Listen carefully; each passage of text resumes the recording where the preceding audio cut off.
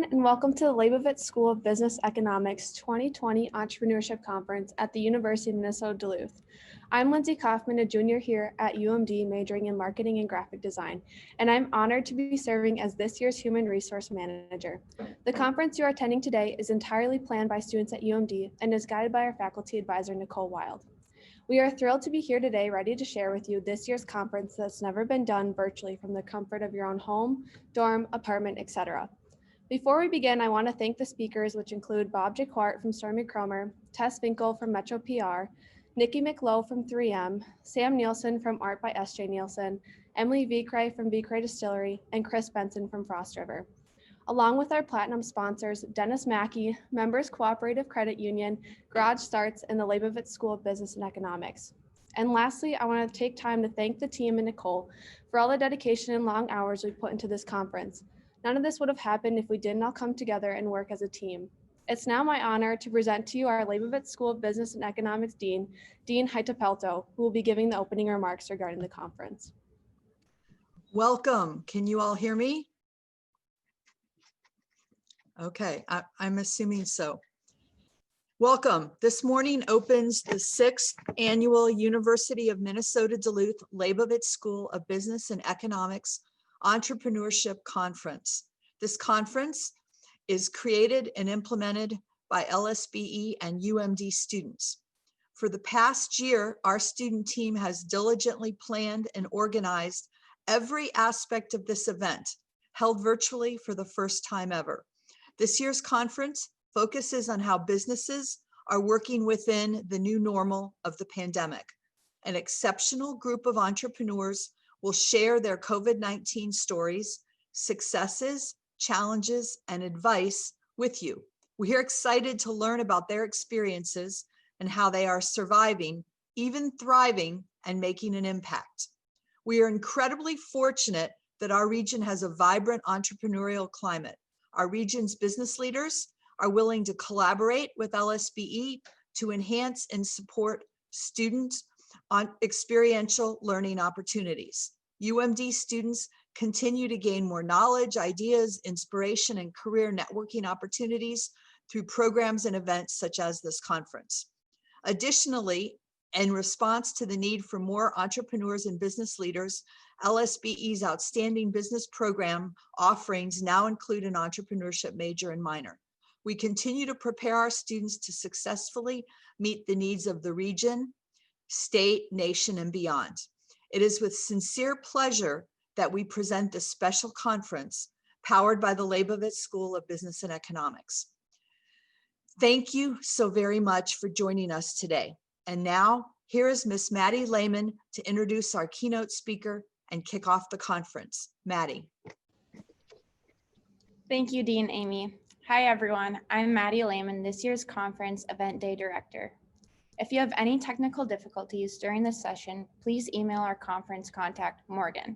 Her email will be dropped in the chat box, and we will help you as soon as possible. If you get kicked off of the webinar at any time, use a Zoom webinar link on our website's event day page to log back in. Kicking off our conference will be keynote speaker, CEO of Jacquart Fabrics and owner of Stormy Kromer, Bob Jacquart.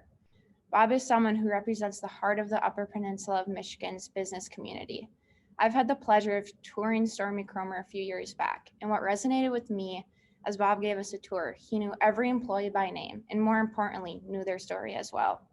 Today, we're fortunate enough to hear from Bob what drives his entrepreneurial spirit. So I'll turn it over to the man that we've all been waiting to hear from, Bob Jacquart.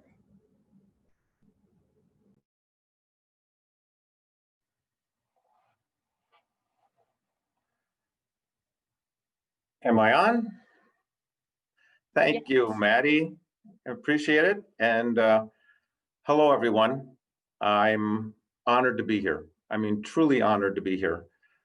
Not only to be your main speaker, but to be part of maybe helping some young people shape their lives, as other people have done to me.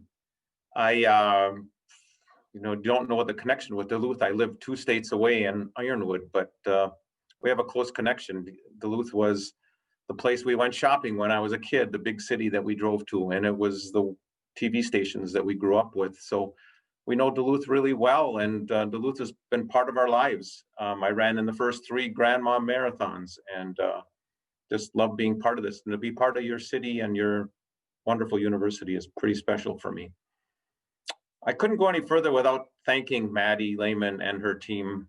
UMD should be proud of how they handled this. I'm just really, really impressed. Every detail seems to be perfectly in order, and it's just been a treat getting to know them and working with them. And I hope you can enjoy my talk today under the COVID reality, of course. And it happens to be that I'm in the room that I first started practicing speeches in. I got asked to talk a few years ago and start talking, and the Stormy Kromer story is liked by a few people, so I get asked to talk. And it's as I tried to get better and learn, I bought a book, and it said that the best way to give a speech is to really engage the crowd. And so the practice was, you go into a room, which was this room, and you get about 20 Post-its and put smiley faces on each Post-it, and you post them on the wall back there. And then you give each Post-it 5 to 6 seconds of eye contact, 4 to 6, I guess it was. And you move from smiley face to smiley face to smiley face, and it's really remarkable how it engages the crowd.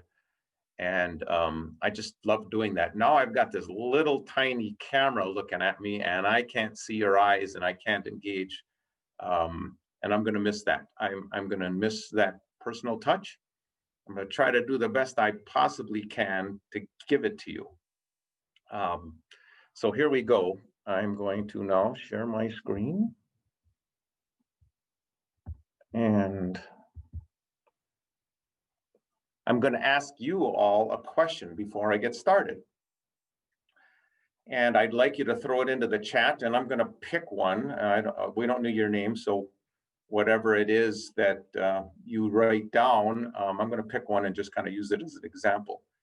My goal here is that we wrap around your passion with your life, as I have. And so I'm going to give you a couple of seconds to throw in some chats and throw in something that you are passionate about. It has nothing to do with school. It has nothing to do with your career. What are you passionate about right now? And I'm going to see if I can check and see what's going on here. There's 10 coming in already.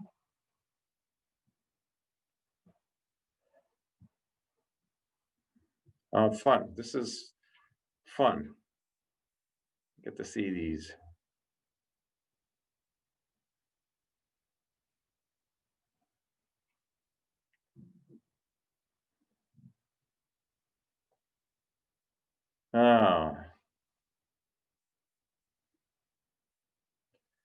You know, I think I didn't expect this. I think I'm going to pick one I saw about 20 ago. And it was being healthy physically and mentally. And I don't remember whose name it was. And let's take that as our example.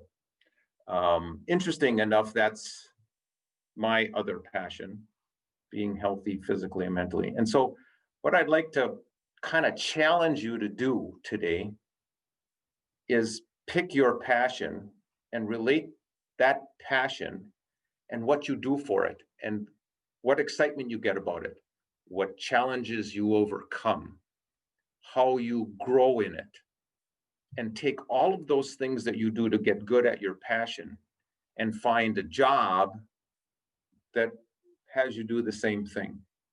And it's really interesting because I'm reading 2 books right now. This one just came in an hour ago, bought it on Amazon. One is This Is My Personal Passion, and where our company is going through this engagement called Traction, and I'm reading this one as well. And so I'm lucky enough to have found passion in both. More passionate on the physical fitness side. I eat healthy and I exercise a lot, but I'm a cyclist. I love to cycle, and every year my big trek right now is riding from Minneapolis to Green Bay sometime in late August or September. And I'm just passionate about it. So I read about it, I think about it. And when there are challenges or barriers in my cycling, I overcome them. They just happen, I just happen to overcome them. And so I should really, I'm gonna stop this share.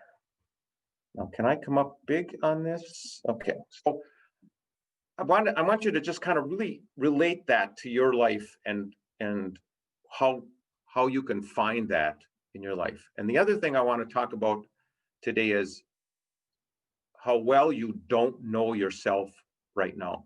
And this is speaking mainly to the students, the college students. I'm challenging you to find what else you can discover about yourself. And I think if we go through my discoveries and the changes that happened to me after I finished engineering school, and the things I found out about myself and grew around them. So I found out what I was good at, and then I put passion behind them, and then I kind of made money off of them. And that's kind of what, there's a really interesting combination of people that advise folks on how to find a career. Those are the three aspects. Find something you're passionate at, find something you're good at, and find something you can make money at. So let's go through my challenges and life story. And I'm going to keep giving you the revelations of what I learned about myself as they came along. And I'm going to kind of challenge you back to find them in yourselves. So I'm going to share back the screen.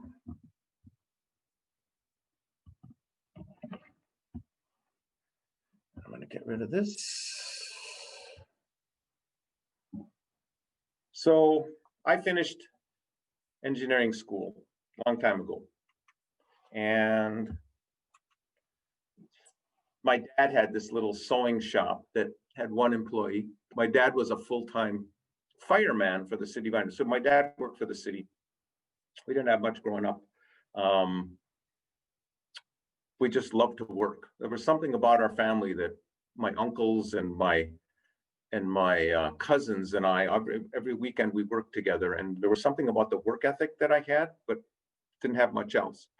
And so if you stopped here, and I'm the same age as most of you college students are, I'm in my early 20s. What do I know about myself? I'm kind of athletic, and I'm a pretty good student, and I know a lot about engineering. And that's where I was, and that's what I thought. And the reason I stumbled at engineering was Ironwood, Michigan is a spectacular place to live, in my opinion. And I just didn't want to get farmed down to Detroit, which would have been the next step for me as an engineer. It just wasn't right for me.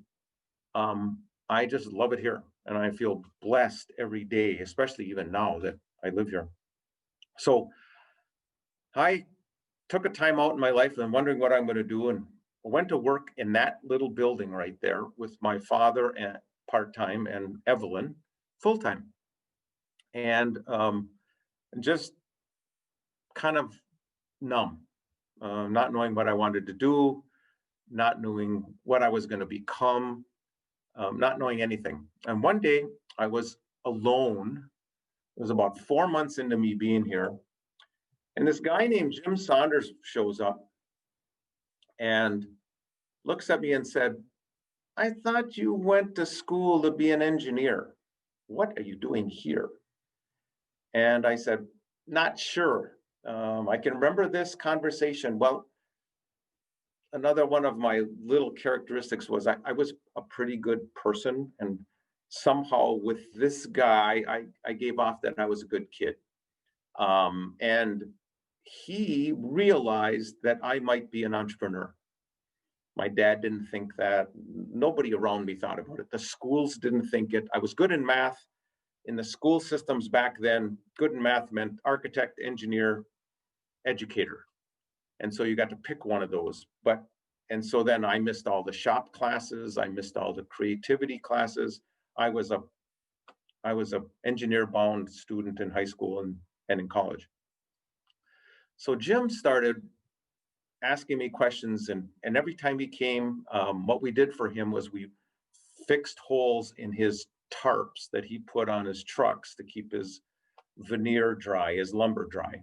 Jim had excess of $10 million in sales the year that we talked to him, that I talked to him, because he showed me his financials.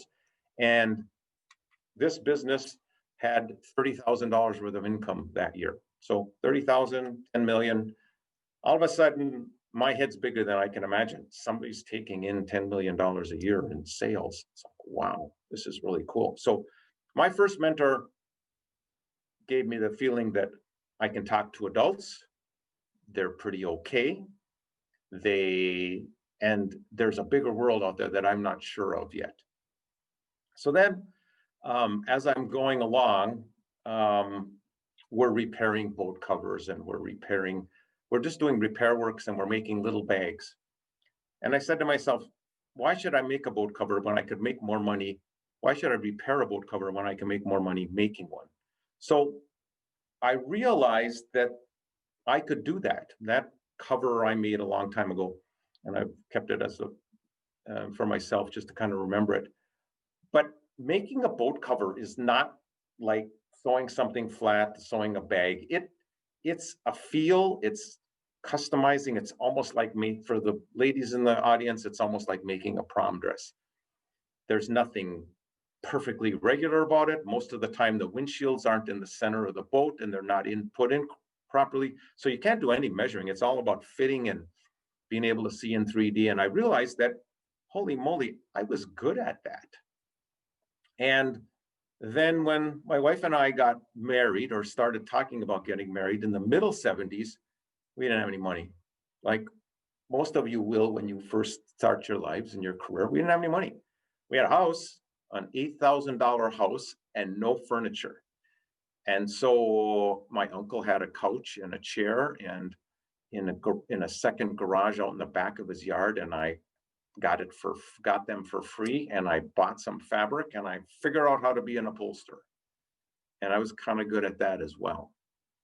And I discovered that. I mean, not till I was in my middle 20s did I figure out that I like to make things out of fabric.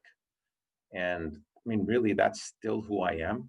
If you think about my introduction as the CEO of Jacquart Fabric Products, I would rather be out there designing a product or a sewing machine or a system to make things better than be a CEO.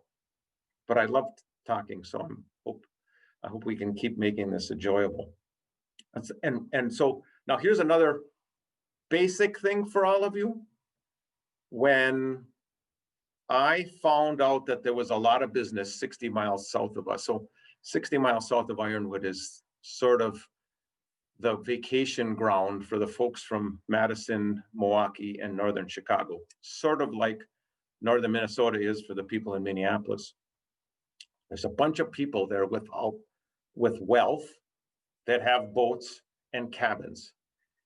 And I started going to these places and realized that I was getting more business than I could handle. And the basic reason was that I showed up when I told them I was at exactly the right time, like 5 minutes early.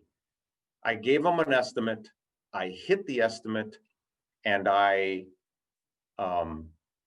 delivered it back on time. Really basic, kind of like getting your homework in, that kind of stuff. But you have no idea how that blows a lot of people in business out of the water. Those simple things, that's the same for a plumber, an electrician, anybody, and anybody that does work online. Do what you say and show up on time isn't really a basic. It's like revered right now. It really is. It's not the norm. And I think I've got a family that's up by you, that's in the window cleaning business, and I'm sure they have the same thing has happened why their business has grown, because they're showing up on time and they're doing what they say, and kind of the basic simple stuff. So now picture that I'm this craftsman person that wore work boots to work and blue jeans and met customers and said, "Thank you, ma'am, and thank you, sir." And I've got no vision yet. But I want to compare myself to this guy. So I'm sure a lot of you know who Patagonia is. Maybe all of you do. Yvon Chouinard, and the founder of Patagonia, and I are the same age. Okay. So when I was starting up, taking this company over from my father, and Yvon was starting Patagonia, we had two different visions.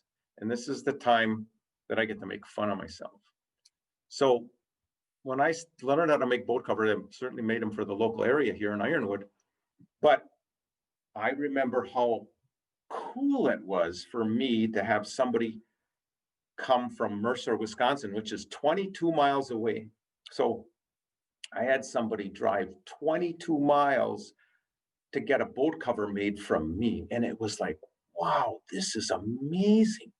They drove all this way for me, and I felt so good. And I thought maybe I can go to 40 miles and maybe someday to 60 miles. And that was my Ironwood, Michigan vision, brought to me with all my circumstances and my family being, not making a lot of money, and me not having contacts with that many business people, and me not quite understanding this yet. Yvon Chouinard picked the word Patagonia. In his early 20s, he picked that word because it's one of the very few words in the world that are spoken, that's pronounced the same in every language in the world. So if you're in Africa, it's Patagonia. If you're in China, it's Patagonia. If you're in South America, it's Patagonia. So I had a 20-mile vision, and Yvon had the world vision. So I had to spend a lot of time breaking down that particular barrier. You talk about the COVID barrier. I had to work really hard at going to 60 miles and then going regionally and then going somewhat into the state and then actually selling products like Stormy Kromer is nationally and a few around the world. But that was a whole crack the nut barrier that I was born with and lived with until I kind of figured it out. And my challenge to you there is, I would just like you to think for a second, what's keeping me down? What are the barriers that somebody told me I'm not smart enough, I'm not strong enough, I'm not whatever, my personality doesn't match, whatever it is. I really would encourage you to not let those stop you. Open up the barriers. Think bigger. I think we can all do better with ourselves. And so that's my challenge for this part of it. I'm gonna come back now. I'll get this back.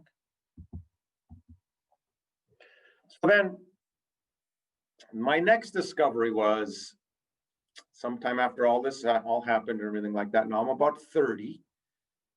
I'm between you and me is a city called Bayfield, which is up on Lake Superior. And I was their boat cover maker for quite a while. And one Saturday night, went there on Saturday night because it was a time I could get away without taking time from being away from here, this business. And the man said, I'm working on a sailboat. I'm making what they call a Dodger on a 38-foot 3-masted sailboat. And he said, have you ever done production work? And I said, no, but I'd like to someday. I kind of thought about that. I own sewing machines and things like that. So we started this company. You can Google it, GNR Orthopedic Designs, and still in existence. This is 1983 or something. We started this business together. He let me in on it a little bit. It's not my business at all. Now I have no ownership or anything like that. Rick became a really good friend. He's a renowned physical therapist from Ocala, Florida. And I hired 6 more people to make these product for him. And what happened was I was walking down the street and the uncle of one of my employees came up to me and says, do you know how enjoyable it is for my niece Sue to work for you? She just absolutely loves it. She loves going to work. I've never seen her this happy. Thank you so much for giving her a job. And it's like, whoa, this is pretty cool. I'm actually having an impact on people's lives. I mean, I never dreamed that at all. I mean, could I employ, I mean, I had some employees, but it just didn't dawn on me. And so as I was looking around and watching all the people, I was thinking, maybe I can do more of this. Maybe I can have more than, probably at this time we had 8 people, something like that. 10, I don't know, somewhere in that area. And so another lesson learned, I liked employing people, you know, and think about what are your discoveries? You're not going to discover them all today or tomorrow, or you're going to discover them as you go. And I hope you adapt to these discoveries or are able to adapt. And of course, owning your own business, for all of you who are thinking of that, this adaptation can happen much more easily because it's kind of, you're in charge, sort of. You're in charge to fail and you're in charge to kick butt and take names and win. So then we started understanding that we could make world name products. There must be a hunter or two in the crowd that knows Kopin. Kopin is like a premier gun case manufacturer. And in the early 90s, we were making 800 gun cases a day for them. And go back to that, do things on time and do what you were saying. There were 10 of us making product for them. And I had a meeting with them. There were 10 subcontractors making gun cases for Kopin. And I had a serious meeting with their head of subcontractors. And I remember she slammed a book down and looked at me and said, "We got a problem. We have 10 subcontractors.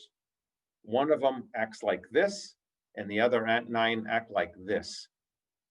How do you do it? I want to learn from you so that I can get the other 9 up to your level." Now, here I was making gun cases, real repetitious, whatever. And I scanned my mind and said, well, what did I do differently? What's the big deal here? We had made every purchase order on time. We had not sent them any flaws. We had done everything the way we said. And only, and it was about a 4-year or 5-year relationship at that time. Twice, we had to, because they were out of product before they thought they were, we had to drive after work 4 hours to deliver them in our own company vehicle instead of putting them on a common truck. I remember my father drove once and I drove another time. So in 4 or 5 years, we did 2 kind of exceptional things, but the bulk of it was just hitting everything like we said we were going to. Another silly lesson, huh? I mean, isn't that amazing that that makes you better than 9 others just doing that? I mean, it seems simple, but another revelation for all of us to keep in mind. And then I'm proud to say that we're the only company that I know of that ever sold for Wigwam Sock Company. Now, the people my age and a little younger are going to know Wigwam better than the young folks, but Wigwam, when I was your age, was like the Smart Wool Sock Company now. So Wigwam is an old name. They make a lot of sports socks now, and they're in Wisconsin. But they had for a while, they had a sewn product, and it was a family business, and they've never allowed anybody to make a product for them but us. And I'm really proud of that. And the thing, so we are now a sewing company, not Stormy Kromer yet. And we're trying to figure out how we're going to succeed in the world of sewing going to China and me living in a small town. I mean, think about it. I got no access to the business like somebody in Minneapolis would. And I'm in this business that China's beaten the living daylights out of. And so I was having too much fun to really recognize that brutal fact. So it was really good for me to be kind of, the ignorance is bliss sort of side of things, where I was really lucky to really not pay attention to that. I was just finding work that we could do that China couldn't. So that was kind of the motto, and we just kept kind of breaking barriers and figuring it out. And So then one of our best breaks was, oh, sorry, forgot this slide. Did you ever think that of yourself? Did you ever think that you could possibly do something that the world would know, or that you could make a product that would sell in a Target store or whatever? Did you ever think that? Well, you better start thinking about it, because you can. If I can, you can. Ordinary Bob from Ironwood can do it. You can do it. Our big break came right here. And it's a fun story, because this catalog was very small, started by those two doctors, Doctors Race Foster and Marty Smith. They were 100 miles from Ironwood in Rhinelander, Wisconsin. And they had this vision in the early 90s that they were going to make a catalog for pets. And it was really unheard of back then. Now, you know, all pets are, but they saw this early because they were doctors, veterinarians. And so they realized that the dog was coming out of back in the late 80s and early 90s, the dog was coming out of the backyard into the homes.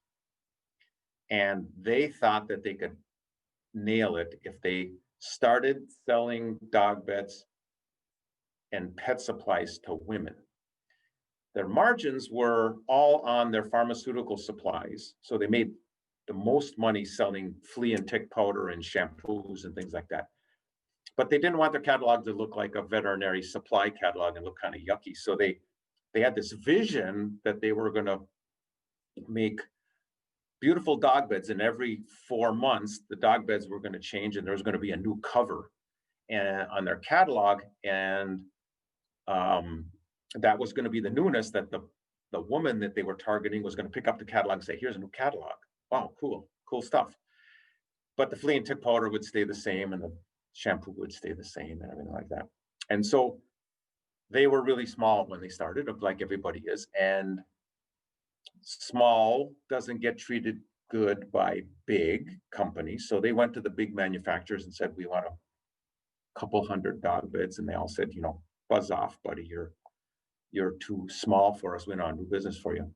So they went to their, you know, you talk about, this is a blessing. This is kind of lucky. And that they went to their local handicap workshop and their rehab center. And they went and said, can you help make dog beds? Can you figure this out? Because we're not getting what we want, and we want short batches, and we want lots of pretty colors, and we want the colors to match people's living rooms, because dogs are coming in the house now, and we don't want a dog bed that belongs on your porch in somebody's gorgeous den or living room or bedroom. And luckily for me, and I think my sister's listening, and so my sister's husband's first cousin is who they're talking to, unbeknownst to me. And they said, can you make dog beds? And he said, I don't know anything about sewing, but my first cousin's wife's brother makes dog beds in Ironwood, Michigan. I'm going to go talk to him. So we got this, and we started growing with them. And we turned on a dime for these people, but they grew to over $250 million in sales. And we had the most magnificent 30-year ride with these people that you can ever imagine. We're a relationship company. And the great story there is that they put in a very automated distribution center system in. They spent $6 million on a building, and this looks like an amusement park. You see it when you watch TV commercials, like with Amazon and stuff like that. And they were selling a lot of product to do $250 million in sales. You sell a lot. It's a lot of flea and tick powder. So lots of orders were going out in a day. They put in a new system. They ran it parallel to their old hand doing system. They did it for 2 weeks together. One weekend they put all their hand stuff away, and went completely on the new merry-go-round system, the new automated system, and it crashed. The software crashed. 4 days into it, they're 60,000 orders behind, backed up.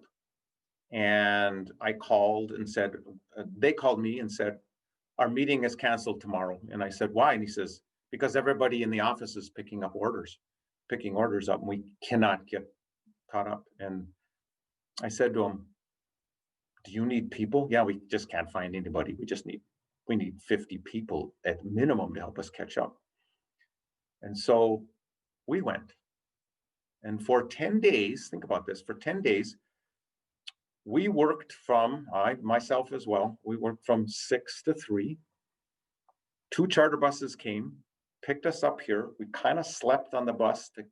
We drove for an hour and 45 minutes and worked the afternoon shift at Foster & Smith picking orders. And at 10 days later, we walked out of there with 400 people applauding us for saving their company. Pretty special time, pretty cool time, pretty fun time, but that's kind of what our company has done to survive. We've become that kind of a partner. And then we have made 2 acquisitions before Stormy Kromer. I think a lot of you know who Rainbow Play Systems are because it's a pretty dominant playground in the Minnesota area. So since 2005, we've been making those canopies. We're making them right now. And kind of a fun, a barrier of COVID is, this is a positive barrier of COVID. Their business is up so wonderfully that so is our business. And we got next year's forecast a couple of days ago, and it's really big. And then we made, for quite a while, we made all the fish rod cases for all the US fishing pole manufacturers, including St. Croix, that's only about an hour from us. But think about it. All of those contracts are gone except for Rainbow, all the ones we just talked about. And so subcontracting and contracting for these people and making stuff like this for them, they can go away. They can call you up and say, we got a lower price, or we're going out of business, or we're going to China. And so we were struggling, and I was really wondering what was going to happen to the company, because these contracts come and then they go, and you work hard and they love you and they think the world of you, and then somebody above them makes a decision to go away.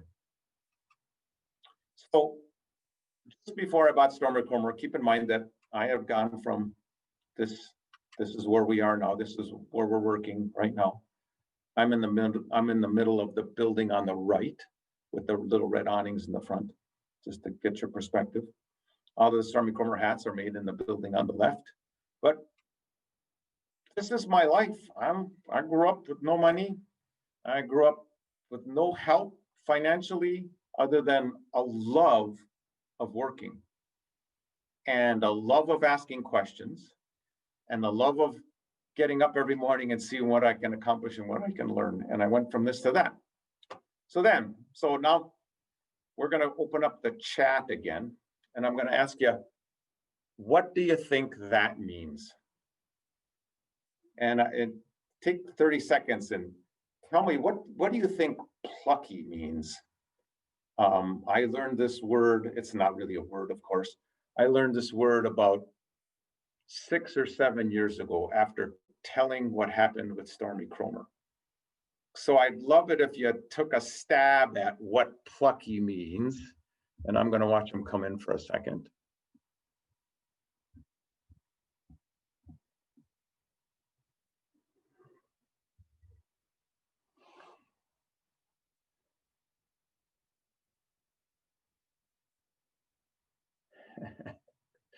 Pretty lucky, energetic, just keep on going with a smile on your face, grit, determination, courage, pretty lucky, adventurous, being encouraged to complete something, predictably lucky, happy, boldness, predicted luck, possibly luck.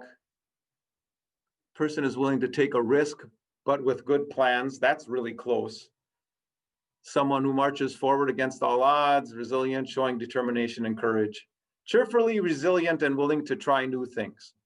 Well, what I was told is plucky, and we'll get rid of the, plucky is when something good goes by you that you're smart enough to go get it. you're smart enough or not smart enough. You don't mind the challenge. You're ready to go get it. And so when I was telling someone the story of Stormy Kromer, I told them that I was really lucky this happened. And he said, no, you weren't. You were plucky. So this opportunity went by and I grabbed it. So that, I guess I am plucky because a lot of things like that have happened to me over my lifetime. I'll go to the nearest one and then I'll go back to the story. No, I'm going to do it this way. I'm going to go back here.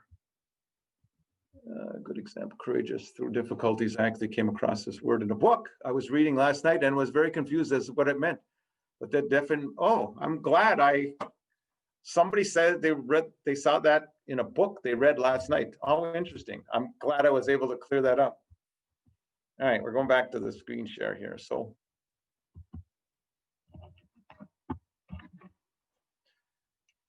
I'm sitting 2001, June, I'm sitting in a coffee shop having lunch.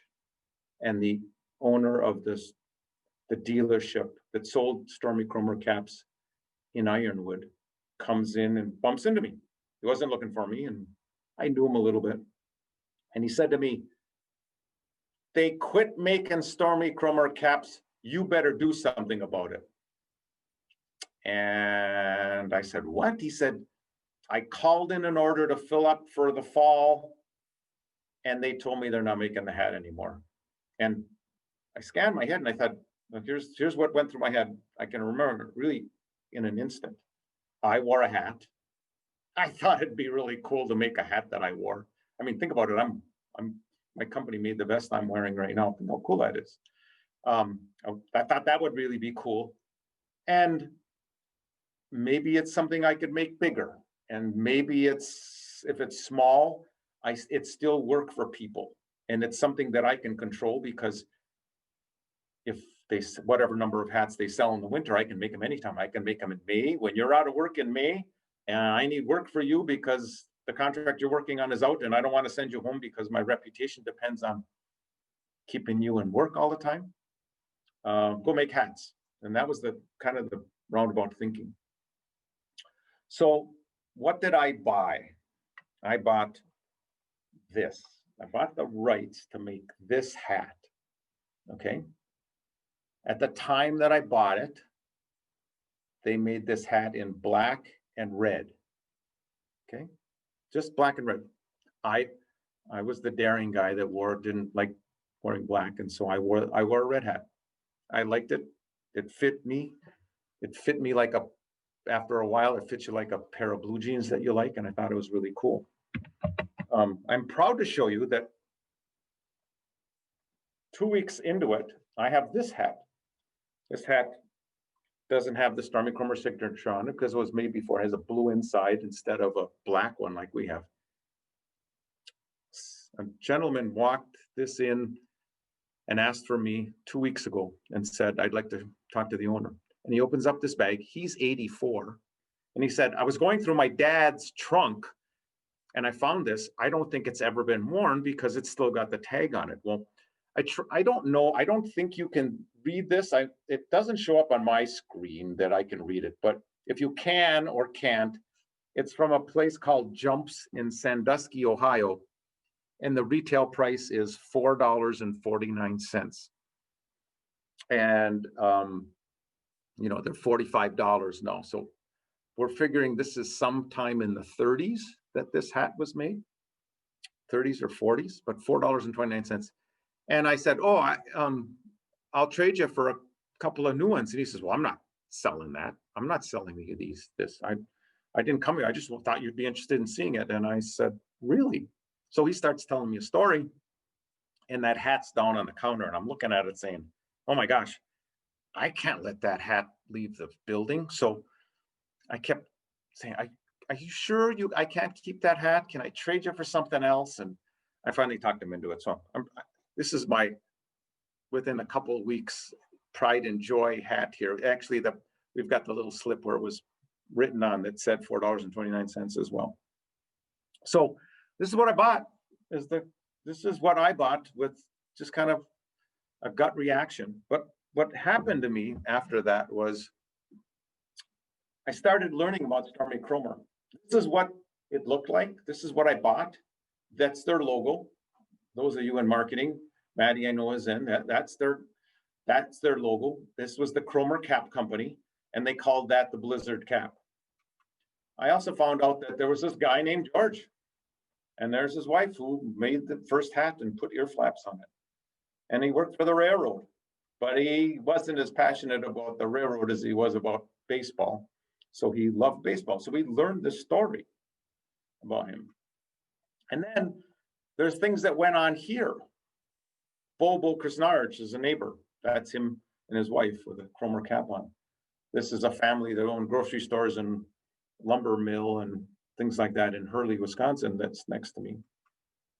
And this is my grandpa's grocery store. And this is my grandpa with a hat. So these things are all tied into all this. And so without me really knowing it, I started making hats and not having any vision or anything like that. I just couldn't see anything. Couldn't see it coming at all. I ended up just practicing hats. We spent a year making hats and trying to get good at it because it's not that easy. And we'd never made a hat before. We were craftsmen, remember. We like to make things, but you have to learn how to make some things. Just doesn't come all at once. And an elderly lady phoned me downtown Ironwood and said, "Are Kromer caps really made in my hometown?" And I can remember smiling and saying, she's thinking she's really proud of this. And I said, "Yeah, I'm making them. And if you ever like to come and see, I can walk you through." And she says, "No, I want to show you something." So she reaches, this is 2002, I think. She reaches in her purse, no phone, no phone pictures or anything like that. And she shows me a picture of a pet grave marker, cross about that big, stuck in the ground. You can see the grass and you get its relative size because you can see the grass there. And she says, "This is the grave marker for my husband's Kromer cap on Isle Royal." And I go, "What?" She says, "You remember my husband, he always wore a red hat." And I says, "Yeah, I remember, he always had a red hat on." Well, after he passed away and after the funeral, his fishing buddies got permission from the US Park Service to put a legal grave on Isle Royal so they could bury a hat in memory of my husband who loved to fish off of this point. And I'm going, whoa, this is pretty cool. I wonder if there's more to this little brand than I even imagine. So I'm a little confused. And then I hear somebody else saying that I wore a hat to a Kromer cap to a dance, and I was the only one with a red hat on in 1947. And 4 of the cutest girls I'd ever seen wanted to meet the daring guy that wore the red hat to the dance instead of the black hat like everybody else does. And I got to marry my wife because I met her with my red hat on. And he's 97 or 98 right now, still alive, and you'll have his picture in the paper in the next couple of weeks because he's going to get a buck. And he's always got a red hat on. So I've got these 2 stories, and I'm thinking there might be more to this than, Bob, little naively would understand. And so I decided to ask. Now that's one thing that, not having any graduate degrees or anything like that, and, being around educated people now and everything like that, you're always trying to catch up a little bit, and you're always trying to get there. And so learning has kind of been really part of me. Like, I really want to learn a lot, and I'm not afraid to ask questions. And so I've asked lots of questions and been rejected a few times, but not very often. So I decided that I was going to go and bought this company from downtown Milwaukee. I called a cousin. I said, "Do you know anybody in the marketing world?" And he said, "Yes." And so Mo Daly introduced me to 5 marketing companies, big ones that had Harley Davidson and little ones that were just one man, and there was a 4-person shop. And then I ended up taking on the company that had Trek bicycles when Lance Armstrong was riding Trek in the Tour de France and winning the Tour de France sometimes. So here I was in a place that was full of Lance Armstrong pictures and Trek bicycles. And I had this picture of my grandpa and the picture you saw of George and Ida and this hat. And I said, I've got these pictures. Is there something I can do with this? I mean, can I make more of it? And I can remember Ken Hansen looking at me and saying, you don't have a clue what you've got here. I go, what? And he said, this is amazing. And I said, I don't get it. And he says, well, if we created a product today, would we have a product with a 1915 picture of the founder and his wife? Would we have a 1942 picture of the third owner, grandfather? I go, no. And he says, well, we can leverage the Jesus out of this. So we want to take it on. So sorry, the hat just dropped. So they gave me 3 really cool bits of information that were very tremendous for me and for us. First of all, the way the ear flaps on a Stormy Kromer hat come down like this. It's maybe hard to see because it's black on black, or maybe I should put the hat on and do it like this. The ear flaps go up and down like this, and they come down over your ear, cover your ear. That was patented a long time ago. And this patent ran out in 1942. So there's no patent rights on this. So then I didn't know anything about it. I'm 50 years old and I didn't know anything about this. And I'm told that you don't have a patent rights on it. So we're going to trademark this. And so real simply said, a lot of people get this, but really simply said, if you came to Ironwood, you can get a hamburger at any restaurant. Hamburgers aren't patented. But there's only one place in Ironwood or in Duluth where you can get a McDonald's hamburger, because McDonald's trademarked that hamburger that's sold in their restaurant. And so that's what we did. We trademarked this kind of a hat with a signature on the back that said Stormy Kromer. So now you guys, anybody, you can start a business and you can make Kromer caps. But you can't have the signature. And we're branding it, and just like you can't use the Nike swoosh and you can't use the Under Armour logo and all those things. This is us, and this is trademarked. They also told us to put the story in every hat. So we started putting the story in every hat so that people would have a little more sense of belonging and read the story, and maybe even go online after they read the short story that's in the label and want to learn more about it. And then they said, I think the Milwaukee Journal would be interested in this story. And of course, the Milwaukee Journal would be like the St. Paul Star Tribune or something like that. That's one of the big weekly newspapers, statewide newspapers. So this lady got sent to talk to me. She came into the meeting at 1:05, very upset, and said, looked at her watch. She did this. She looked at her watch and she looked at me and said, I've got 55 minutes. And after 55 minutes, I watched 2:00 go by, and we kept talking and talking and talking. And the meeting was over, and she came over to give me a hug now, after being upset that she was here. She's giving me a hug, and the clock was right over there. And so when I was about to hug her, I looked at the clock, and the clock said 3:50. So the lady that had me out of there too is now leaving at 3:50, and she wants to come to Ironwood and do more on the story. So she comes to Ironwood, she spends 2 days here, and off she goes. And she says, this is a pretty special story, and I think you're going to see a little more of this. And so imagine now, little business from Ironwood, no name, Jacquart fabric products. I buy this little hat company. I'm kind of a nobody. There's a snowstorm. I'm in Detroit. I got delayed a day.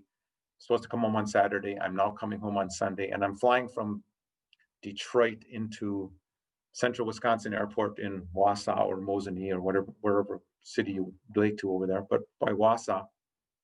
Get off the plane on a Sunday, and there's a man walking in the terminal with the Milwaukee Journal Sunday paper, and it says that. Now imagine how fun that would be for you. And I said, excuse me, sir, I think that's me on the cover of the paper. Can I look at that, please? And so there I was, the cover of the Sunday paper. That article went viral, sort of, in the newspaper world. You know, you all heard of the Associated Press. The Associated Press sent it out, and 9 other cities the next day printed it in the same fashion. So we got tons of exposure. This is when I was kind of doing this alone without my daughters involved yet. And this really what launched us into feeling, wow, there must be more to this. And just put it back in perspective. We don't share the numbers, but I'll tell you that you kind of have to assume I'm a little competitive, and you have to just assume that for a minute, that I like winning and being as good as I possibly can. When I bought this 98-year-old business, I asked Dick Grossman, who bought it from Stormy Kromer. So Dick was the owner. I asked him, what was the best year of hat sales that you had in the 98 years? And he gave me that number. The best year of 98 years was X. This article in 2 months sold 3X. We are now making X every 6 or 7 days, something like that, somewhere between 6 and 7 days. So we've turned it into always look world class. Is the next session I'm going to interrupt here on my thought, because I want to make sure you hear this part of the story too. I live in the Upper Peninsula, and not all of you know the negatives that used to go with the Upper Peninsula. Like, we didn't have running water, and we don't have all of our teeth, and we don't speak the Queen's English, and we're all kind of like hillbillies up here. Well, that always upset me. I didn't ever think that was cute. Now the word Yooper is a little different, and it's kind of a badge of honor that we get to live here because it's so beautiful and wonderful. But when I was first growing up, it was a negative. And so I've never allowed us to look anything but first class or world class. I was told in the early 80s that I might have been the first business in the Upper Peninsula to have a fax machine. So I had technology early. I got a military contract because of that technology. And I've always looked at, how can I look world class? I can be from a little town and I can be a small company, but I can always look really good. So look what we changed Stormy Kromer into.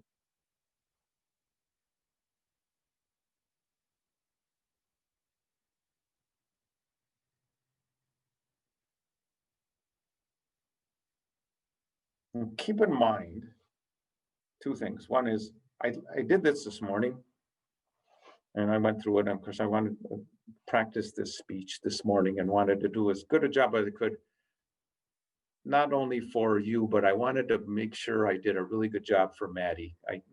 She put so much into this that I just really wanted to do. I hope this is going well for all of you.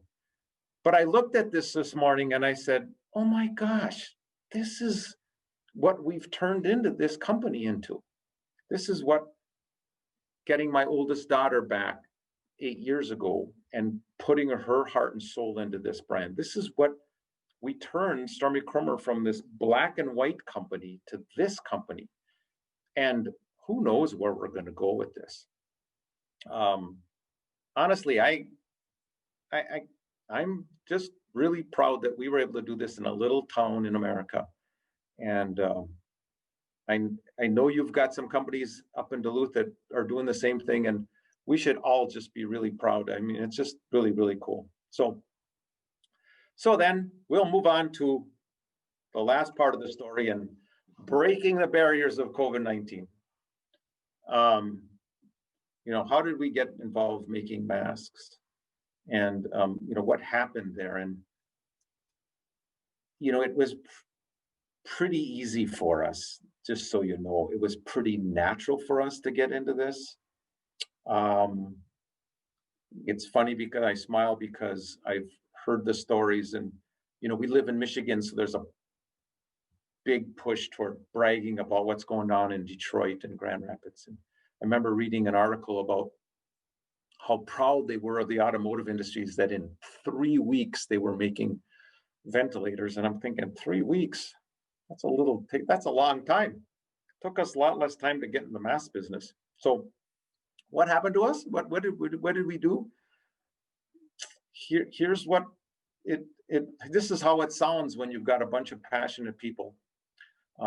We haven't talked about the workers here. We haven't talked about the culture here. We haven't talked about the caring nature that we have. We haven't talked about the turkey dinner we're planning for 95 people next Thursday. We haven't talked about any of that, and that's the next hour of me talking and rambling on here. But I'll tell you this story. My wife and I were in Mexico. The border between Mexico and we were on Friday. The border between Mexico and the United States was closed on Friday night, and we were coming home Saturday. That meant that the United States people could go back, but no Mexican people can come with us. So the plane was half empty. You had to be a US citizen to go back in the United States. So I took my last bike ride on the beach in Mexico. And as I was coming in and finishing my bike ride, I got a call from a panicking doctor in Marquette, Michigan, saying, the virus is going to kill us and small town America is going to be short of product.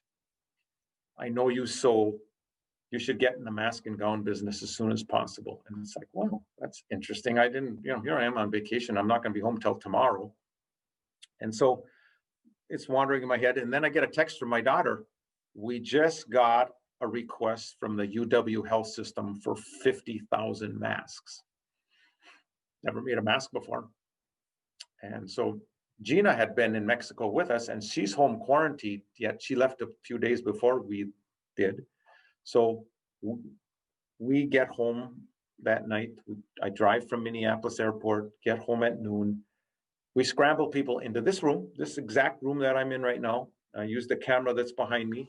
And we talked to 6 extraordinary employees that came in on Sunday. We made samples. Never made a mask before. Somebody had gone online and looked at what a mask was like.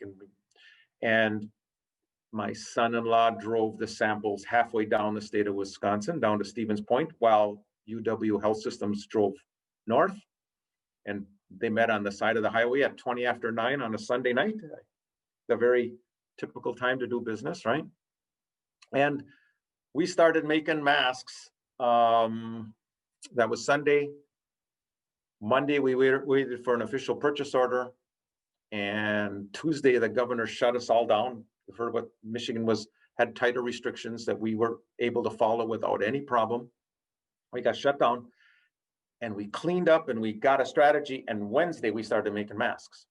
But what the cool thing that happened to us was, and one of the reasons that we were talked about a lot, is that a strategy that came from me being a small company.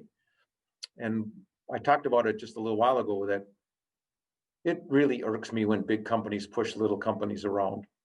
A lot of them are just thinking about their profit, and you put your heart and soul into work for them, and then they just walk away like nothing happened, and they say something like, well, business is business, or something like that. And it's really tough on us little guys. And so I'm a little guy. I'm a little business. This is not big, huge conglomerate company. I'm a little guy. So when we started focusing on making masks for UW Health, I knew what our capacity was going to be per day. We kind of projected that we were going to make about 4,000 masks a day. And I didn't promise UW Health all of our capacity. I said really early on, I said, there's going to be a little company that's going to be desperate.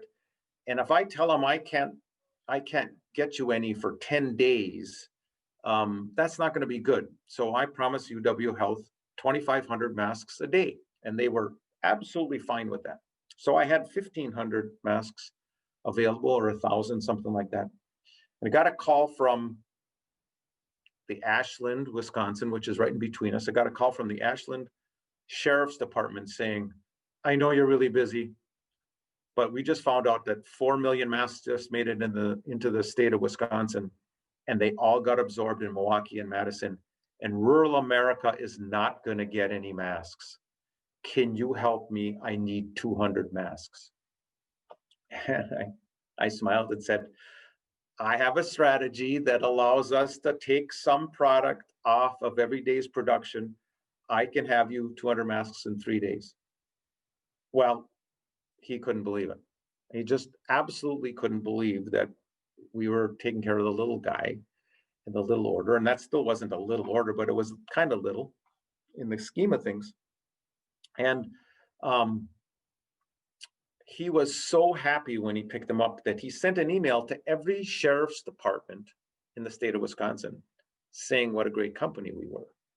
Then he called up all of your TV stations, all of the Rhinelander, Wisconsin TV stations, and all of the Marquette, Michigan TV stations, and told them about us.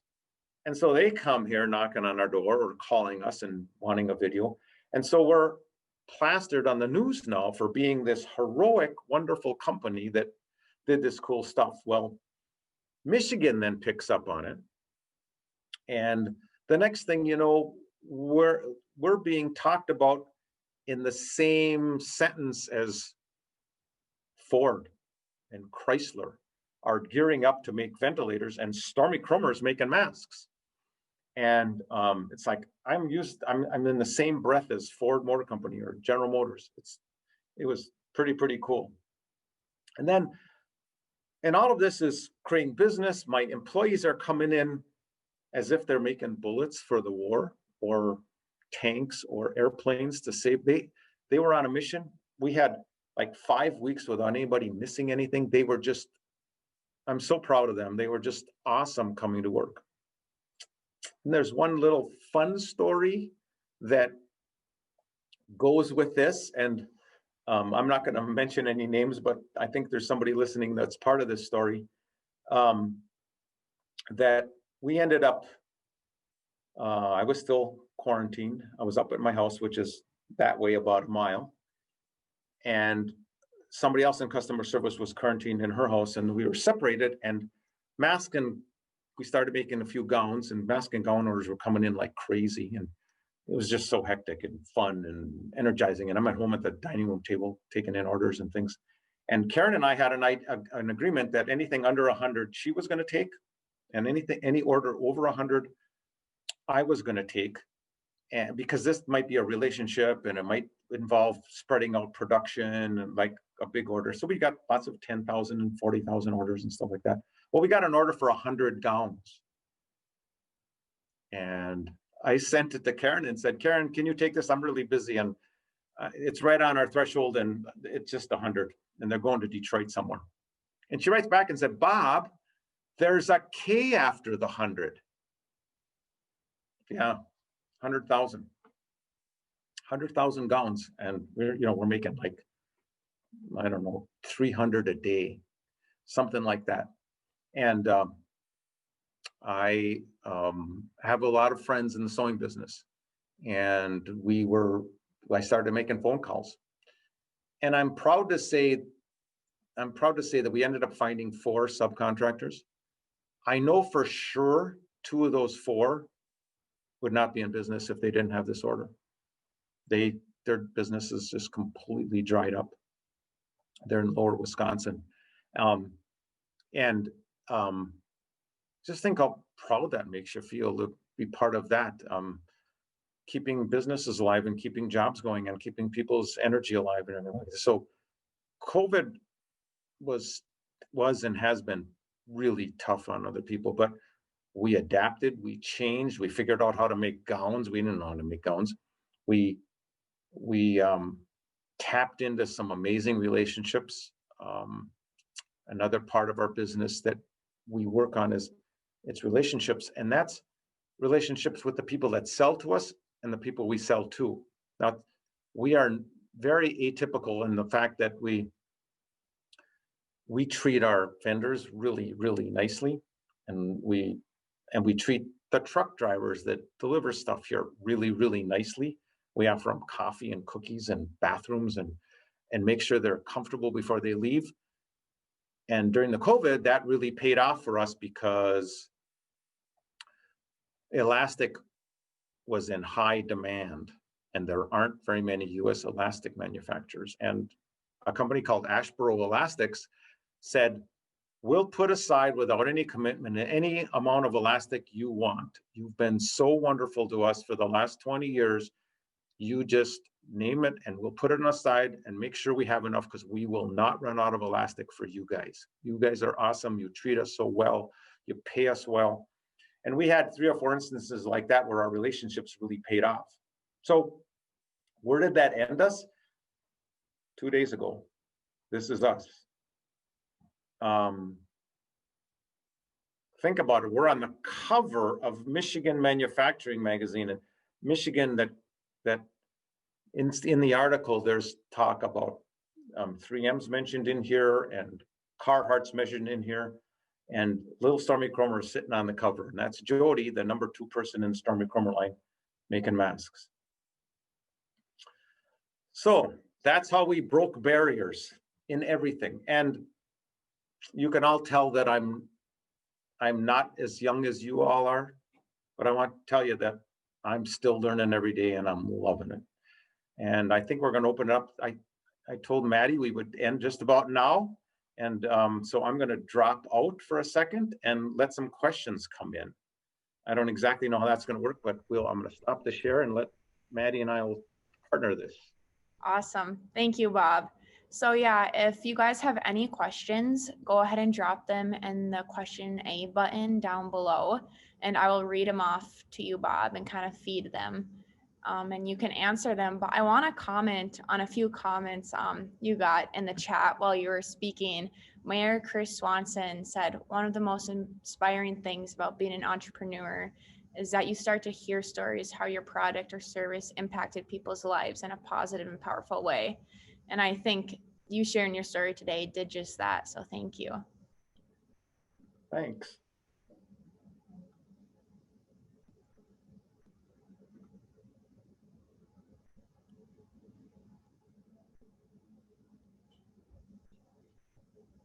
And so we're just waiting for some questions here. I'm smiling at thank yous. So since we don't have any questions at the moment, I think people are probably typing or thinking, what would you say, I know you work with your 2 daughters, and how has working with them made an impact on what you do? What have you learned from them? And what has working with family kind of brought you to conclude? Well, think about it. For all of you, I think one of the greatest forms of leadership is to leave a legacy. And imagine leaving a legacy to your daughters. It's spectacular. In fact, in 20 minutes, I'm going for lunch with them. Now, and we, sometimes the lines cross. We have a family. We'll have Thanksgiving together next Thursday or 2 Thursdays from now. And we're in business here. And sometimes we forget about the lines and sometimes we stay within the lines. But imagine going for a business lunch with your 2 daughters that you respect and are passionate about the business. Gina, my oldest, basically runs Stormy Kromer, and KJ, the youngest, brings in all the fabrics and everything like that. Her interest and her brain works amazingly well to keep track of thousands of pieces of material. And KJ is the B2B relationship person. So she grew up coming with me on a lot of business stops. So she loves talking to business. So we get along really well. It's not, I wouldn't be honest with you if I didn't say we didn't have family issues. But we, 2 years ago, our whole family went through, 19 of us at this company, including the 3 people in my family, went through some training, some leadership training that was all about being open and more open than you're comfortable with, and being more honest than you're comfortable with, and leaving nothing under the table, and having no gossipy meetings after the meetings, and being upfront and helping people, criticizing with love and care. And it really changed my personality, because I have a tendency to shy away from adversity or trouble. And I'll tell you what, hitting it head on based on what we learned from Dr. Fred was spectacular for us. And so we're growing. And when I left and said, I'm going to keep growing, that's the part I want to keep doing better, is really making this a culture of just spectacular culture as well. So it's as good as you think. It's as wonderful as you can imagine. Thank you, Bob. So we have quite a few questions coming in now. I think this is a question that a lot of students will want to hear. What advice would you pass along to graduating college students during these COVID-19 times? From one entrepreneur to a few budding ones. You know, I can imagine you're unsure of things, and you know what, I think COVID is very temporary. So let's go back to something I didn't get a time to mention that this is the perfect opportunity to mention. You don't know where you're going. You're thinking you might want to go in this direction, or you're thinking you might want to go in this direction. I'm a little guy from, I started with $30,000 in sales, and I had to figure this out, right? I can tell you all honestly that I have never, it's only happened one time, but I have this system of calling somebody I want to learn from and saying, hey, Maddie, you know more about marketing than I do. And I know you're really busy, but I'd really like to learn from you. Can I buy you lunch? It's against human nature to push back on that line, in my opinion. I've done that 200 times. And a couple of instances have been, one was somebody way bigger than me that had 5 businesses in the logging business. And I called him up one day and said, I've got to do an expansion, and I'm really nervous and scared of doing it. And I see you're doing it all the time. Are there any rules that you abide by? And he says, let's go for lunch and I'll tell you. And I learned the simplest, most basic thing from him that I still apply to this day. And I didn't know him, but he was kind of complimented by me calling for help. We had at one time, Michigan had the oldest senator in federal government. His name was Carl Levin. And I called his Upper Peninsula aide one day and said, it was like January 8th. And I said, there are 365 days in, I don't remember, 2012 or something like that. And that was his last year. And I said, I'd fly anywhere in the United States to buy Senator Levin dinner and have dinner one-on-one with him and just be in his presence, but not in a group. I want to have lunch with him. It turned out to be dinner. And April, he came up to the Upper Peninsula to open up the Sioux Locks, and I got a call. If you can be over in Sault Ste. Marie at 5 o'clock, he'll have dinner. He'll have a private dinner with you. And I spent 2 hours with a spectacular part of our U.S. government. And I've only been turned down once with that approach, and I'll keep doing it. And so what advice got to give? Ask us. And the other part about this is, right, I think there's more than 100 people listening, right, Maddie? I think that you could all come in a caravan and I would spend time with you.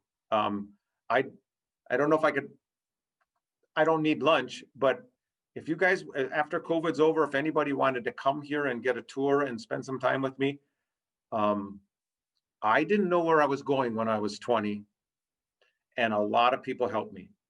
And I want to be that person that helps somebody again. So take me up on it. You can figure out how to find me, and just go on info@Stormy Kromer and ask for me. Simple as that. Thank you, Bob. I think a lot of people are really interested. I think a lot of the viewers are big fans of Stormy Kromer. A few questions have revolved around what is the next step for Stormy Kromer as the pandemic continues to escalate? Will there be more product lines or continue to focus on your current lineup? You guys are awesome. This is fun. I gotta take these questions. So let's go back to what you saw here. I'm sure it was kind of confusing. Who's this Jacquart Fabric Products and who's this Stormy Kromer thing and what happened? And now you probably have a better idea. So that, if you can imagine, that pet company that we talked about, Dr. Foster and Smith, got bought out and went out of business. And we lost a big customer. And it hurt. It hurt really bad. It hurt us financially really badly. And so we brought in all the minds and brought in some outside consultants and said, what are we going to do?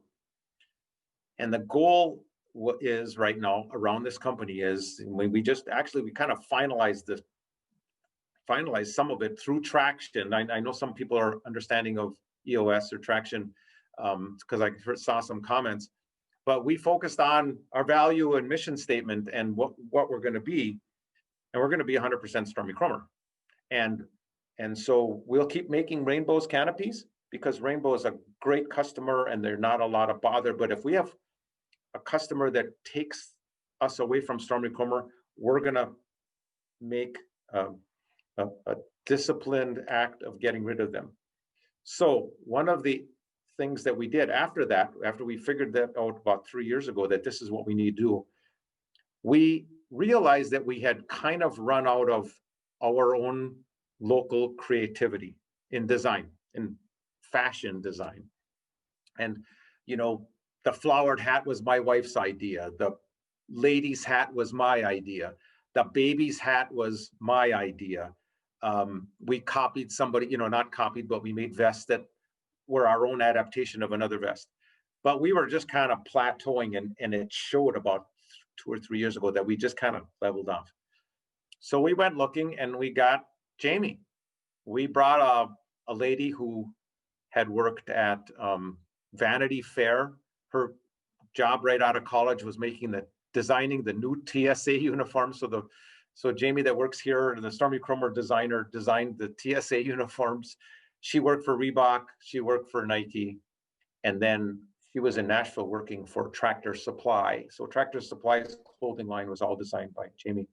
And on February of 2019, Jamie brought her family from Nashville to Ironwood in February, and it was 19 below.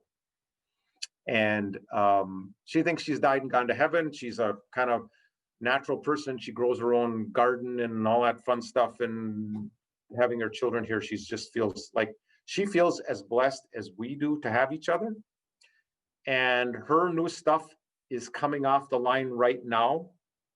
We had to stop some of it because in the state of Michigan, there was a time when Stormy Kromer wasn't an essential business, so we weren't allowed to sell or make any Stormy Kromer for 9 weeks, which really threw us out of whack. In other states, if one thing essential was getting made in the little corner of the company, you could make non-essential things in the other corners of the building, but we couldn't in Michigan. So Stormy Kromer got kind of sideswiped a little bit on Jamie's first new product release, but there's some ladies stuff in the line right now that is really cool. And actually, I almost used next year's design as my background, but they wouldn't allow.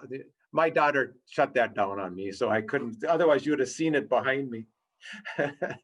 So we plan to keep growing. We plan to keep finding more customers. We're trying to balance online with retail stores. Our retail stores are awesome. And so we try with our online business not to upset our retail stores and all sell for the same price. But the goal is that we become a bigger presence than we are right now. We're kind of concentrated in the Midwest. It's real strong here, but you can hardly find a dealer in Pennsylvania, and you can't find one in the Northeast. We're good in Montana and Washington and Oregon, but we'd like to be in Northern California. We'd like to have a better presence in Colorado. So growing the business nationally is part of it as well. Awesome. Well, I think that concludes our time with Bob. Bob, thank you so much. I think I can speak for everyone here that you have a really inspiring story, and we definitely gained some insight with your speech. Everyone tune in to hear Tess Finkel at 12:30, and we will be having a Stormy Kromer giveaway. We have some of the awesome masks that Bob had talked about today, along with a can koozie. So we will announce the giveaway winners via email, so everyone stay tuned for that. And I will see you back at 12:30 to hear from Tess Finkel.